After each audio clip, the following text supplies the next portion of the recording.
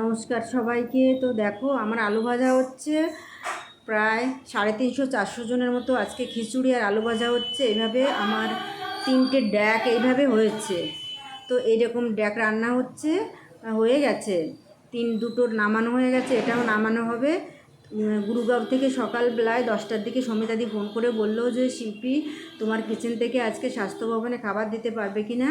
তো আমি প্রথমে একটু চিন্তাই করছিলাম, দিদি প্রথমে 175 জনের মতো বললো, তারপর সেটা বাড়তে বাড়তে 350 হয়ে গেল, আর বাদ বাকি 50টা আমি আমার থেকে শিল্পী কুইজিন থেকে ওটা আমি দেবো।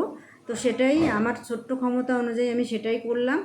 আর এইভাবে আমাদের প্যাকেটিং হচ্ছে, রান্না শেষ হয়ে গেছে। প্যাকেটিং দেখো, আমি প্রত্যেকের জন্য এইভাবে প্যাকেটিং করে রেডি করে রেখেছি।